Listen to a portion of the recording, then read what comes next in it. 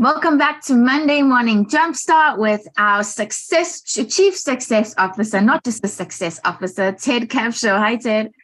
Good morning, Jade. How are you? Good. I mean, we're talking about a popular topic.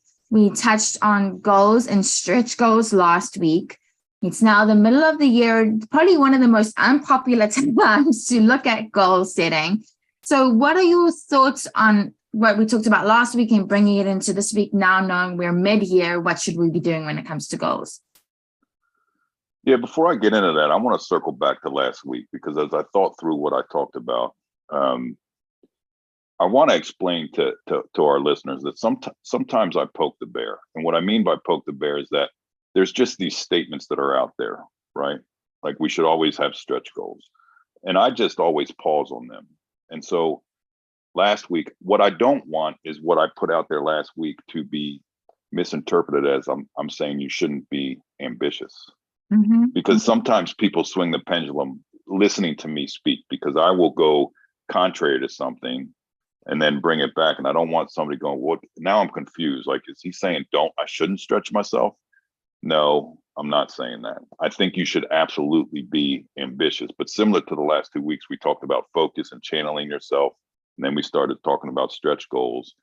So yes, hold on to your ambition, but just make sure that it's serving you right.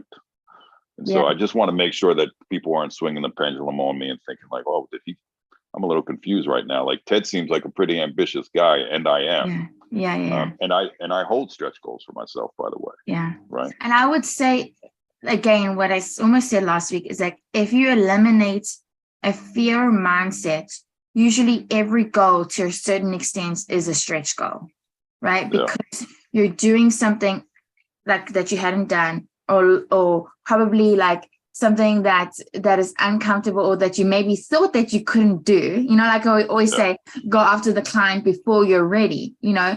Because I think we are protective of ourselves and will hold ourselves back sometimes from things just to feel okay and to feel safe and to feel equilibrium in our lives. So for the most part, I think you're going to be there. Setting a goal is going to be there. For the example that we talked about last week, that person that had never earned $26,000 outside of their regular workday before, that was a stretch for them. You know, even though it wasn't the 100,000, it was a stretch. So yeah, I think ambition should be the center of all things in your life. Yeah, I mean, it's such a big topic. At face value, setting goals seems simple, but there's so much to it when you're talking about the psyche, the emotional part to it, the practical part to it, and all the rest of it. And language matters. So for some people, for example, and I don't want to play this all the way out, Jade, but I think this is real stuff, at least that I've encountered in 20 years of coaching people, that the idea of stretch sometimes have people making goals that don't even mean anything to them. Because I have to make this grandiose goal. And again, I'm not nullifying ambition, but this gets into, well, I got to do something that I never thought that was quite possible, but does it even line up with my vision and all the rest of that? Anyway, and if anybody doesn't know, point, we have a full vision series. Ted did a full 5-part vision series in Monday Morning Jumpstart. If anybody is unaware, do you want to quickly run through what were the pillars, Ted? I know there was 2 in 1. Legacy, just about impact on other people that you care about, that you work with. Values. Have you identified 4 or 5 things that you absolutely value? And values, just Google list of values, you'll get an idea of what I mean. Time, which supports values. Are you really making decisions about how you spend your time to live that fulfilling life?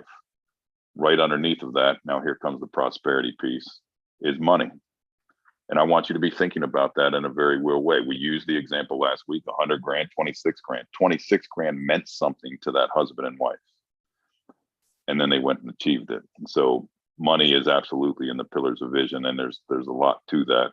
And then the last one, which is, here goes my ambition, belly laughs and dreams. But I have that last because I think you have to get the foundation, which is why I said a time and a place for stretch goals. I have stretch goals. On the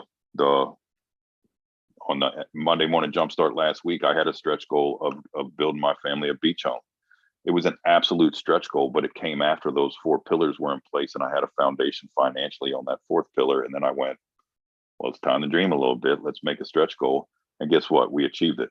So believe me when I say I'm all about, but it has to serve the purpose. Like that financial goal, what I learned, and this is true. And I know we're going a little bit deeper into last week again, but I'll parlay into what we're going to talk about.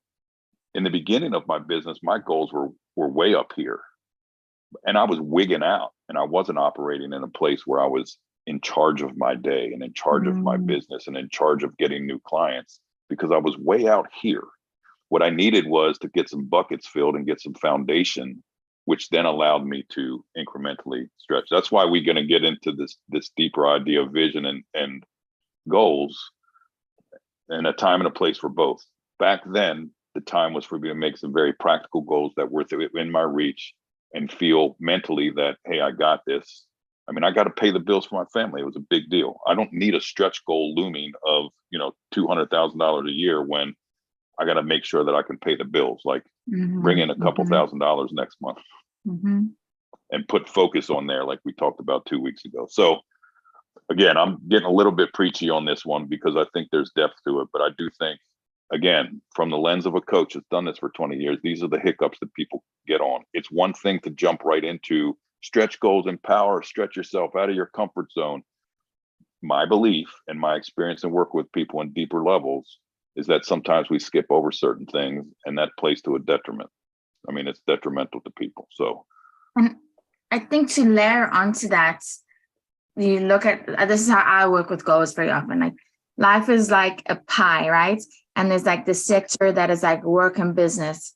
There's a sector that is self, and then there's like the sector that is family and whatever else sectors you have. And I know you believe a lot of them intersect and overlap, but I do find like when it comes to goals, that if I focus on growth in one at a time, I'm more, almost like we were talking about a few weeks ago with the focus, I'm more successful and feel more capable of achieving them. Like if I'm completely trying to reform my health while trying to create that grandiose things at work and get a new rung of achieve a new level and something I've never done, all while completely trying to work out and eat healthy, I feel like it's overwhelming, and I shut down and I don't do any of it, right? Where it's like, if I focus on a certain sector of my life and achieve a certain thing there, then it's like, okay, what else needs to, so everything is constantly moving upwards, but not all at once. And so sometimes adding that pie layer onto the vision can help less overwhelm. Yeah. Put all this stuff together, gang, that's listening today, because we're spitting at this stuff at you. And I want you to envision a stack of stairs.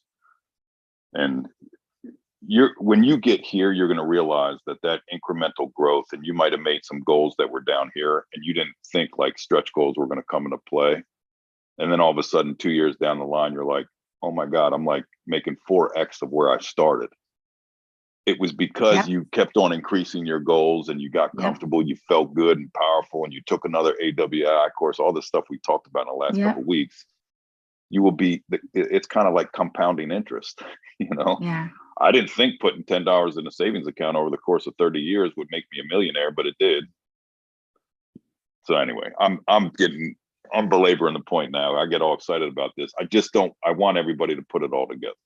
Yeah. And I also think that what we implore them to do, the listeners to do very often, is to record these, and when we talk about them, write them down. And that's how most times you even remember that you said it in the first place, because you achieved it, and it's become such an integral part of your life that you forget. Once upon a time, I was hoping to earn like the $25,000 extra, and you've completely forgot that was ever even a concern of yours. But let me ask you this, Ted, because we are mid-year, and I know you don't believe in like setting goals for the entire year necessarily. If somebody set goals in the beginning of the year and they're looking at them now and feeling like a failure because they haven't achieved it, what advice do you have for like course correction, or what they should do at this point sitting here in the middle of the year? So 2 things. This is similar to what I said about stretch goals and not so stretch goals, or whatever we want to call them, right? I do believe in goals for the year. Where I think people make the mistake is they only make the goals for the longer period of time, whether it be a year or longer period of time. Like for example, I have an annual revenue goal for my business. It's broken down to quarterly goals. It's broken down to a monthly goal. It's broken down to all that. So you need to have both, similar, like you should have stretch goals and not so stretch goals. Having said that, one of the most important things about goals, you just nailed one of them. First of all, write them down. And if you don't believe Jade and I, go do your research on it. Because there's longitudinal studies about people that wrote down goals versus people that didn't write down goals. And I think you'll be surprised or astounded at the results of that. People that write down goals actually achieve them more. It's simple. They've done studies on it. So you need to write them down. The second part of making goals, we've kind of belabored the point around making the right goals at the right time. The most important thing after that is checking in on them. A lot of people just write down goals and they kind of like get sifted away in a drawer, or they verbalized it. They didn't write it down, and it just kind of floats in the air. And then life comes at them or business comes at them and goals are adjusting, and they adjust the goals to what's happening in their daily or weekly lives versus being rooted in those goals and checking in on them. And the checking in part is actually the most important part, right? Yeah. Because if you don't, to your point about writing them down, if you don't check in on them, how do you know what you need to pivot? How do you know if they're actually serving you in your maximizing your earning potential or living fulfilled? So write the goal down, put it in a place that's visible, or put it in a place that you know you're going to revisit, right? And then decide. I always tell people, I would challenge you to be pretty methodical about it, right? So put it in your Outlook calendar or whatever calendar you use and say, I'm going to check in on this goal and see. And then the pivot part. Do you need to, because this check-in predicates your action, right? Like if you check in and then you realize like, I'm not where I need to be, I need to course correct, I need to do X or Y. And so this check-in part it's a part people miss, but it's critical. And then something we talk about all the time is then it also, you can celebrate because you realize you've hit that success when you check in, right? You realize I've hit that goal. I had written this down and now I was able to do it. I am doing it, and celebrate and feel joy and feel happiness in yourself for doing that. And like, before we move along and just head on to the next thing. Amen. Okay. So we touch on a lot of different things with goal check-in. What would be like your top takeaway for everybody today when it comes to the main thing today is this check-in piece. So go back, pick one goal that you've made and go check in on it. And all I want you to do when you check in is go, all right, did I achieve it? Do I need to layer onto it? So now we're going that incremental. Do I need to stretch myself? And was it too easily achieved? Reflect on how hard it was or how easy it was to achieve. And then also if you did not reach the goal yet, what actions do you need to take? In other words, are you blindly still going about the same things every day that's really not getting you towards it? Or are you looking at that goal and going, I got to pivot something. I got to do something drastically different here.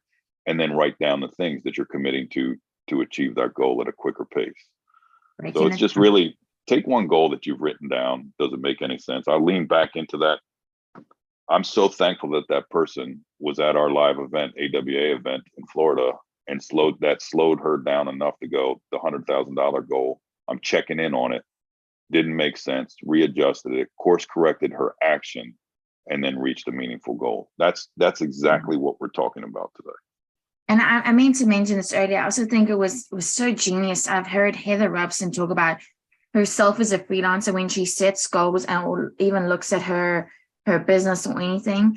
She looks at it in a 90-day increment and not a monthly increment, because there can be so much change and flexibility when it comes to being a freelancer. 1 month never looks the same as another. So look at how you're like dividing that up and looking at something through the lens of success or goal achieving. So I just wanted to love that. Forget.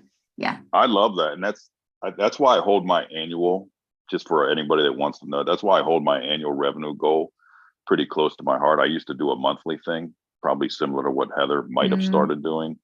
But the annual goal then goes, well, this project serves X, and I might be down in a month, but guess what? It's X amount towards my annual goal. And then I'm rejuvenated. I feel good. Right. Yeah. I love that. So. Okay. Next week, going to talk about something that can be crippling to many, and that is fear. Dum, dum, dum. And Ted can roll his eyes at me again next week when I bring it up. Well, thank you, Ted. Thank you for this. It's an important one, and one that we will keep talking about because we just love to see that success come out of people and that prosperity and happiness, like you mentioned. So thank you so much. We'll see everyone next week. We'll see you next week. Thanks.